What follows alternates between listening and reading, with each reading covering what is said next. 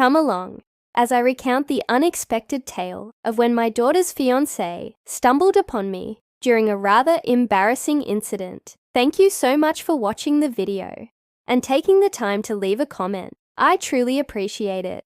I'll be continuing the story very soon, so stay tuned. I was unaware of his presence nearby.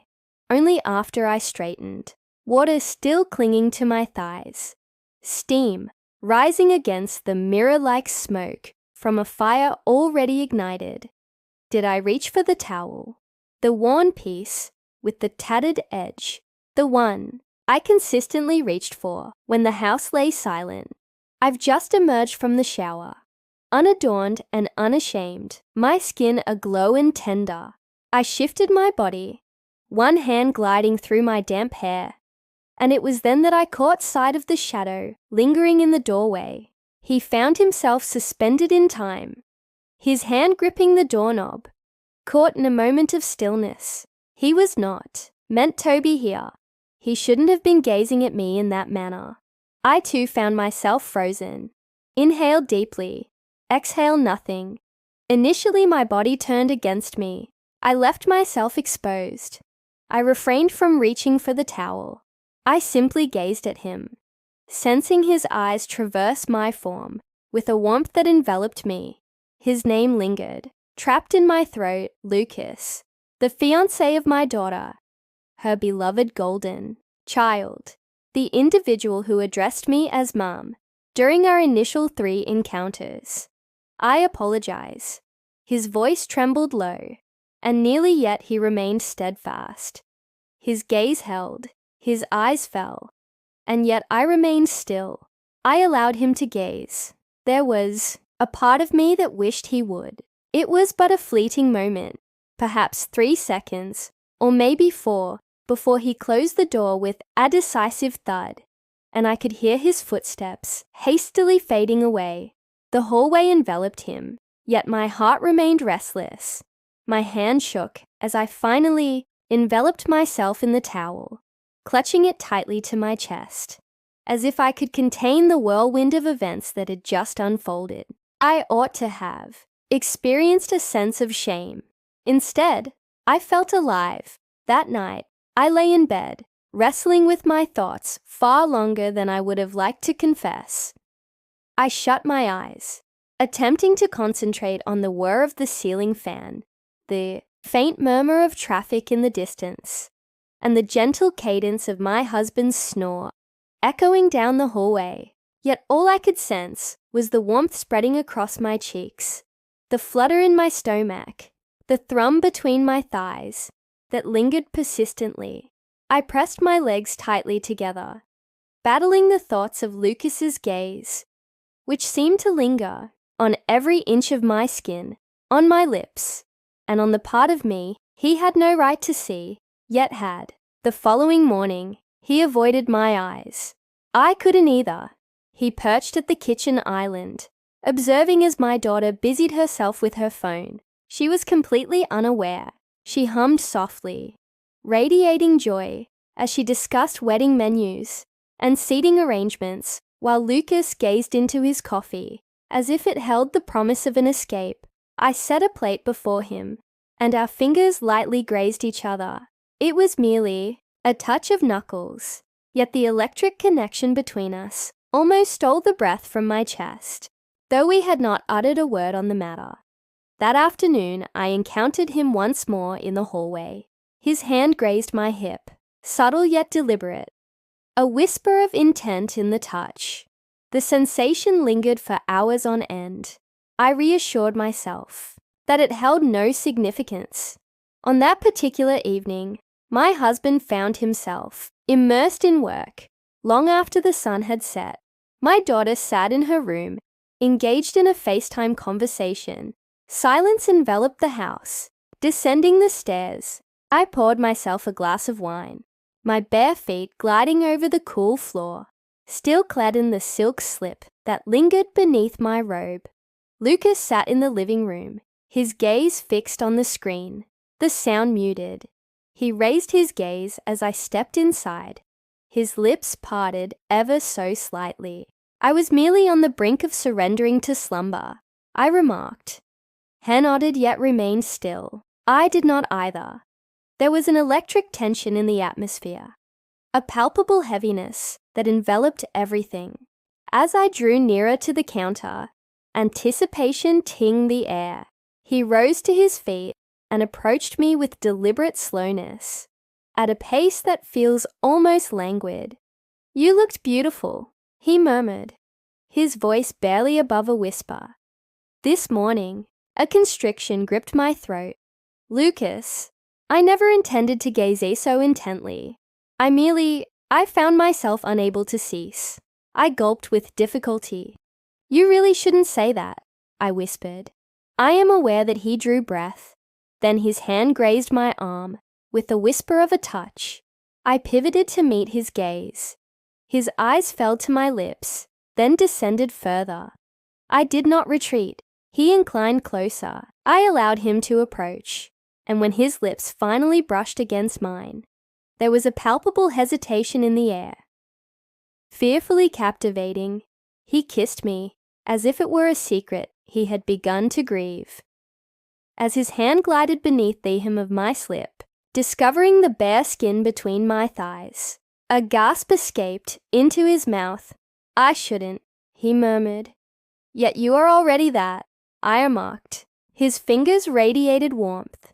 Inquisitive they ascended, skimming the edge, grazing the inner part of my thigh, as if he were caught in a delicate dance between curiosity and retreat. My breath caught in my throat as his knuckle brushed against the place that was already damp. With anticipation, he stood still, caught in a moment of disbelief, gazed upward. "You're not wearing anything beneath this," he murmured softly, a blend of inquiry and skepticism. "No," I mentioned. It was barely audible. I had not anticipated that anyone would catch sight of me. He breathed out slowly and unsteadily, as though he were submerged beneath the waves, and I was the final breath of life. Our lips remained untouched once more. This is not the inaugural instance. He lingered with his hand pressed against me, as if he were in disbelief of my existence, fearing that I might disappear if he dared to shift too quickly. "Tell me to stop," he whispered. I did not. I was unable to. I extended my hand to his wrist, gently steering his fingers to the precise location I desired. His fingers glided through me, slow and tentative, as if he were discovering something sacred. My head fell back, her lips parted, a whisper of breath escaping. "Oh dear," he let out a low groan. "Please refrain from making that statement. You will bring about my downfall." I found myself brushing against his fingers before I could rein in my impulse. Thighs quaking, breath held tight within my chest, fingers clutching the edge of the counter, a desperate attempt to avoid collapsing to the ground. He remained still, his gaze fixed on my face, as if it were the most genuine thing he had ever encountered. I drew him into a kiss, filled with a yearning that left me trembling, excessively profound, alarmingly swift, sampling the brink of a flame that could consume us both. His body pressed against mine, firm and eager, and I instinctively reached down, my fingers curling around him through the fabric of his jeans. He exhaled into my mouth. "This is not a course we should pursue. We are already engaged in it." Yet on that particular night, we chose not to venture any farther. A door banged shut in the upper floor. Her voice rang out, airy and carefree, imbued with a purity reminiscent of the innocence I once possessed. We recoiled from one another. I made a slight adjustment to my slip. He retreated, brushing his hand against his jeans, his chest heaving with rapid breaths. "I'm sorry," he whispered. "I'm not." I spoke too quickly, too candidly. He fixed his gaze on me for a moment, then pivoted and departed in silence. I found myself unable to drift into slumber. The sheets enveloped me with an uncomfortable snugness. My skin feels too warm. I found myself wide awake, attuned to the delicate, echo of her laughter drifting through the wall. Each time I shut my eyes, his visage appeared as I reached my climax. I revisited it, inhaling each breath, savoring every touch, until the lines blurred between shame and hunger. The days that followed were marked by an unsettling silence, a quiet that kept me wide awake. He kept his distance, occupying the far side of the room, leaving dishes in the sink rather than passing them to me. Yet I noticed his gaze, always lingering, always watching, as if his body possessed an innate awareness. His mind continued to resist the truth. One afternoon, as I folded laundry in the guest room, he glided past me, his hand lightly grazing my waist. Not difficult, merely sufficient. I remained unyielding. I allowed it to unfold. Our silence transformed into a language of its own, a weighty pressure, an unspoken question that lingered between us, one we both hesitated to voice. Then arrived the evening she departed for her bachelorette weekend. 3 days, just the two of us. The house loomed larger, its silence resonating with an unexpected intensity. I prepared a modest dish and uncorked a bottle of wine. I was certain she would not fail to hit her mark. He entered the kitchen, without shoes, clad in a soft grey shirt that hugged his chest. His hair clung to his forehead, and his eyes held a deeper shade than normal. He remained silent, merely pouring a glass, taking a seat opposite me, and observing as I ate, as if he were yearning for something far beyond the meal. As I rose to carry my plate to the sink, he trailed behind me, neither through words nor through uncertainty. He leaned in, his chest warm against my back, lips grazing my shoulder, while his hand wrapped around my waist. "I can't shake the sound of your voice," he murmured. As your presence graced my fingertips, my knees gave way beneath me. I clutched the counter Lucas. He spun me around, pressing his lips against mine with a languid tenderness, more profound this time, without a doubt.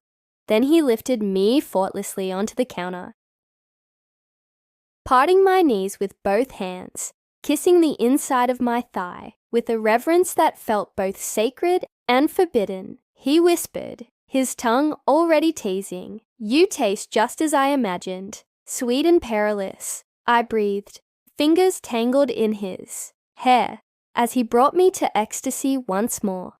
His mouth lost in me, as if he would perish in that moment. As he rose, my fingers trembled as I unbuckled his belt, releasing him from his confines. He felt warm and substantial in my grasp. Already using, I caressed him softly, savoring the way his hip quivered forward, the way his jaw tightened. "What is it that you desire?" I murmured softly. "You," he said. "I desire each and every one of you." He took me right there on the counter, a single profound thrust that took my breath away. I entwined my legs around him, my arms draping over his neck. Our foreheads touched, a gentle connection as he entered me, slow and profound, leaving a trail of destruction in its wake. We remained silent, yet our movements spoke volumes. The sound of the wine glass clinking softly behind me mingled with the subtle hum of the fridge, while his quiet moans escaped with each tightening embrace I offered. I returned once more, feeling utterly powerless, and he trailed behind me, releasing a jagged, broken cry against my neck. After we remained entwined for what felt like an eternity, his head nestled against my shoulder, his breath still a rhythm of unevenness. "We find ourselves in a predicament," he remarked. "I am aware, and I have no desire to tease. I am aware of that as well." The following morning, I chose not to evade him, though perhaps I should have. Instead, I brewed 2 cups of coffee, placing his on the counter in silence, without uttering a single word. He emerged a few minutes later, barefoot, once more, his eyes still heavy with the remnants of sleep. He glanced at the cup, then turned his gaze to me, offering no smile, just a subtle nod, as if we were silent accomplices, burdened by our shared secret, trapped in an unspoken pact. I took a sip, leaning casually against the counter. He sipped his drink, casting furtive glances at my collarbone. The unspoken events of the previous night lingered in the air, palpable and weighty, filling the silence that enveloped us. Each time his hand grazed mine by the sink, I felt an irresistible pull to stay close more than was necessary, posing questions that required no answers, volunteering assistance for tasks he could easily manage alone. He allowed it, his gaze trailing after me as I exited the room. He lingered too near as we crossed paths in the hallway. Once I let a spoon slip from my grasp, and as we both leaned down to retrieve it, our faces hovered mere inches apart, caught in a moment where neither of us dared to move. The fragrance of his skin lingered in the air, a soft, clean aroma that had already permeated my pillow. The night prior, I can't recall who made the first move, but our lips met once more, swift and fervent, reminiscent of youthful lovers hidden away behind a closed door. That evening, we abandoned all pretense. It all began in the hallway, a fleeting look, a lingering caress, and then fingers tugging at fabric before thoughts could take shape. He pressed me softly against the wall, his mouth and eager hands exploring. "You're the only thought that occupies my mind," he whispered from dawn till dusk. Even in her embrace, my heart longs for you. I ought to have intervened, to have urged him to go, yet I found myself unzipping his jeans, my hand encircling him, warm and already eager, as he let out a groan into my mouth, as if he had been stifling it for hours. He lifted my leg around his waist, his fingers gliding between my thighs, sensing the warmth of my desire. "Jesus," he murmured, "your essence cascades for me." I let out a soft moan, my body arching in response. From the moment our eyes met in that mirror, "I've longed for you." That shattered him. He swept me up, traversing the hallway with purpose, and nudged the guest room door ajar with the strength of his shoulder. As soon as we collapsed onto the bed, we became entwined, our mouths, skin, and limbs merging in an insatiable desire to devour one another.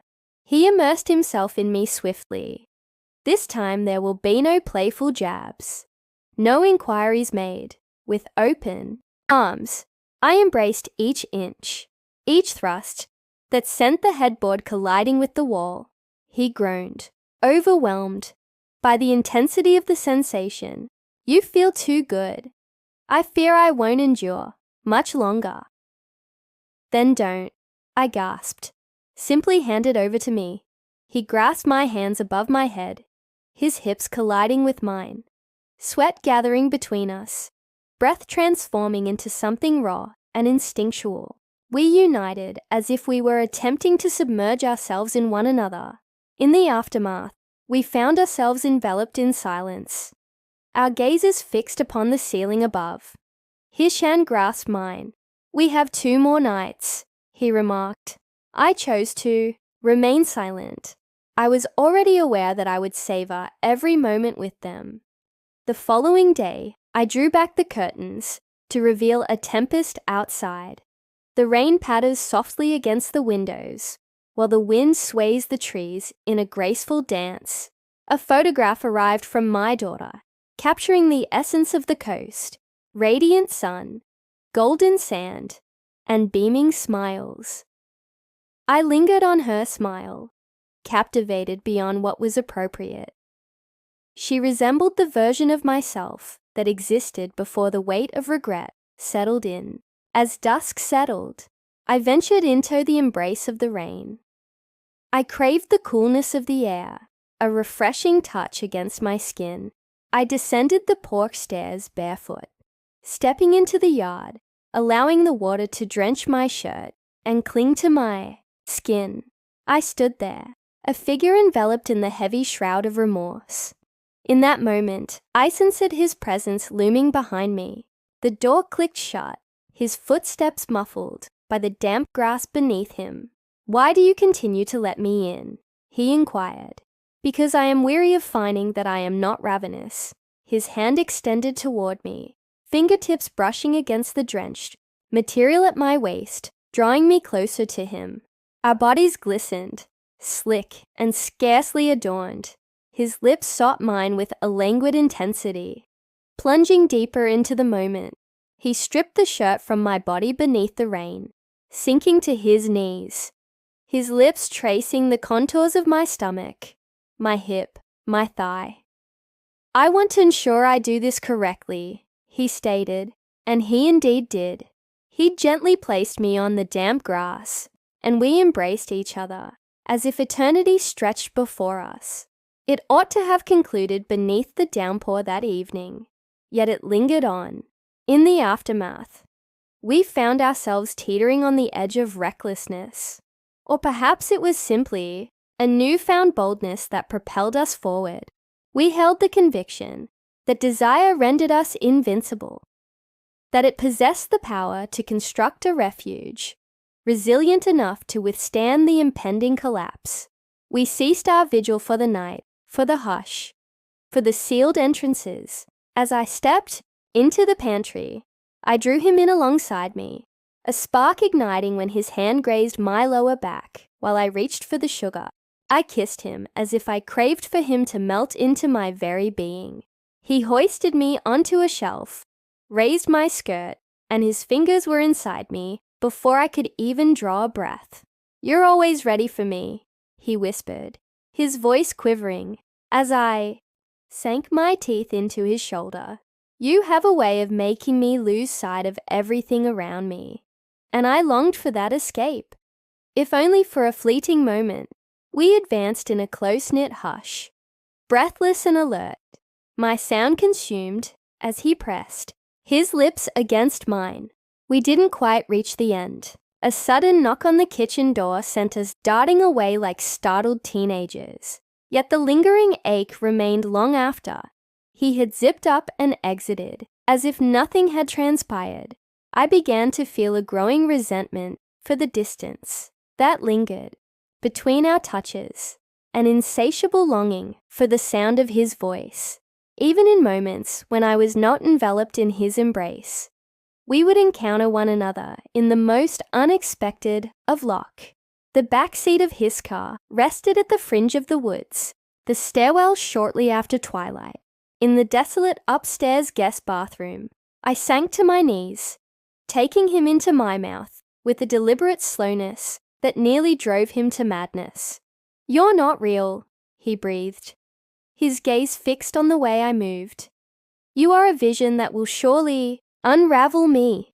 As he arrived, I consumed it all, locking my gaze with his. I yearned for him to etch it into his memory for all time. Yet dreams are fleeting. On the second morning of her return, everything shifted. She hummed once more, spinning gracefully in the kitchen, her cheeks aglow with a vibrant light. He perched beside her at the island, nodding, his smile stretching too wide. I observed them from the sink, soap suds clinging to my hands, my heart clawing at my chest. I beheld it. Her fingers brushed against his. The manner in which he withdrew, just a fraction, and I was aware she sensed it as well. The betrayal has not come to pass. Not just yet the transition, the elusive fragment, the deception festered in the space, much like decay hidden beneath the floorboards. That evening, I ascended to his quarters. In the corridor, I lingered until she stepped into the shower, the sound of music filling the air, humming a tune that I found unbearable. I seized his wrist, drawing him into the shadows of the guest room, pinning him against the door. Once more, I murmured softly. He refrained from inquiring about the reason. He kissed me as if he had been deprived for an eternity. "I can't stop," he murmured, his lips brushing against mine. Then don't. I had already whispered, with my back turned to the door. I gripped his belt and rode him. His lips brushed against my shoulder. My fingers entwined how in his hair. The slightest creak of the floorboards beneath us heightened the sense of peril in the air. Incredibly captivating. "You're going to destroy me," he lamented. "You have already mentioned that," I gasped for breath. "And I have already accomplished that." We hurried onward, urgency propelling us, as if we're fleeing the inevitable repercussions. We sensed that we were closing the gap. As I arrived, I sank my teeth into his shoulder to stifle my cries. He came moments later, immersing himself, fully and quaking with intensity. In the silence that followed, not a single word was exchanged between us. We lingered in the shadows, gasping and shattered. The stillness enveloping us, heavy with inevitability, yet we were not as silent as we had imagined.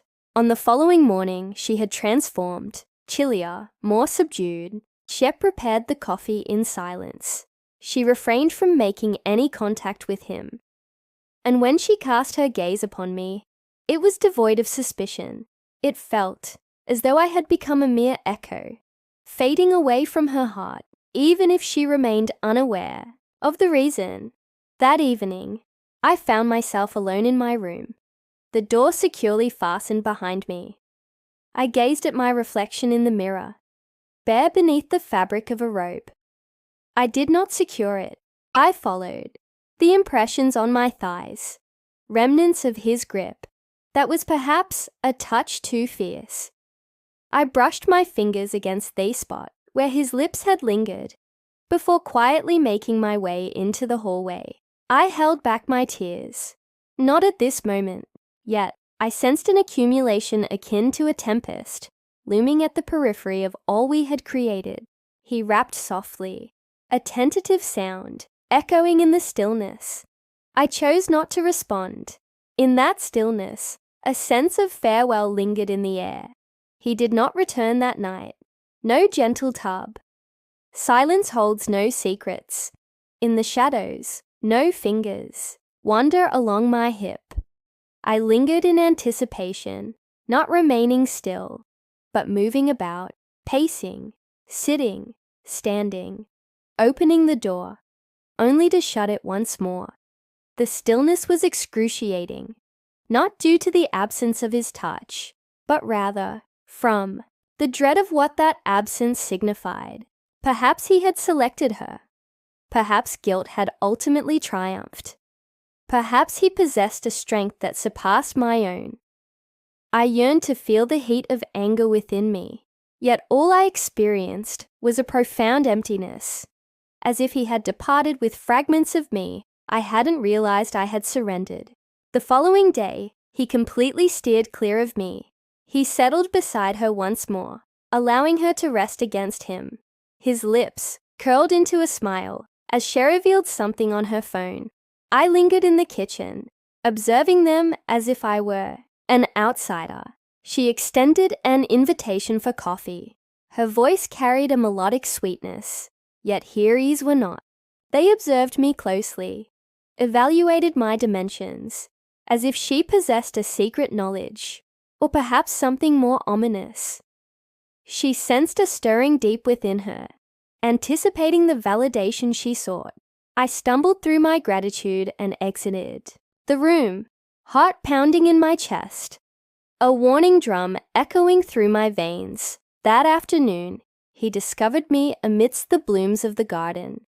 I found myself feigning the act of pruning the lavender, yet my hands trembled uncontrollably.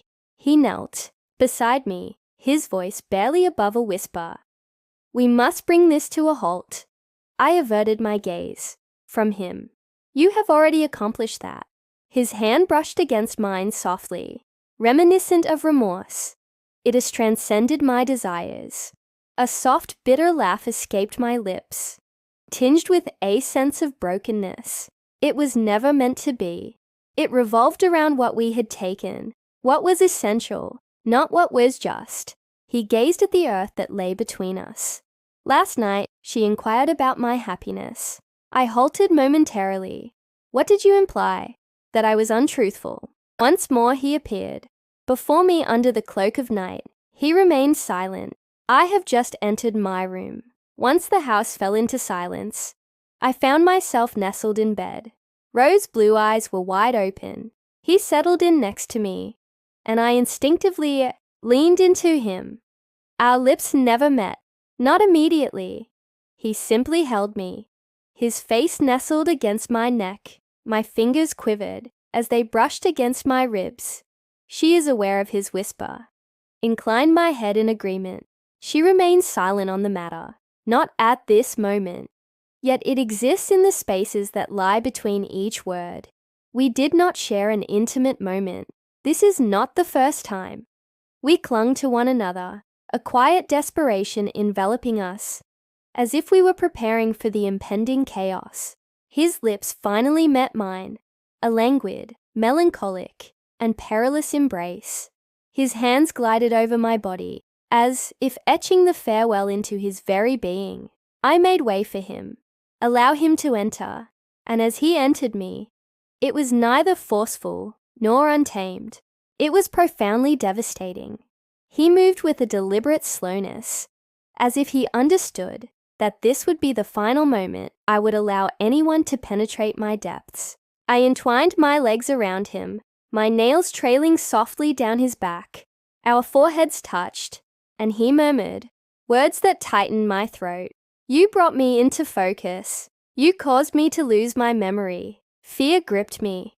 You were never merely an error. I arrived in silence, gaze unblinking, locked onto his. And when he arrived, he uttered my name as if it were a secret unveiled. Helingered until the first light of dawn began to break, glided away like a whisper in the night. The following day, she met my gaze with a directness that was both disarming and enchanting, her smile illuminating the moment, yet it lacked authenticity. In that moment, I understood that the deepest form of heartbreak arises when a person possesses the truth but remains paralyzed, uncertain of how to act upon it. She invited me to join her for lunch. Only the two of us, not Lucas, abandoned all phones. She expressed that she felt my absence keenly, yawned for moments shared with her mother. We found ourselves seated at a quaint little cafe, a place she cherished. During her high school days, in those initial moments, everything felt nearly ordinary.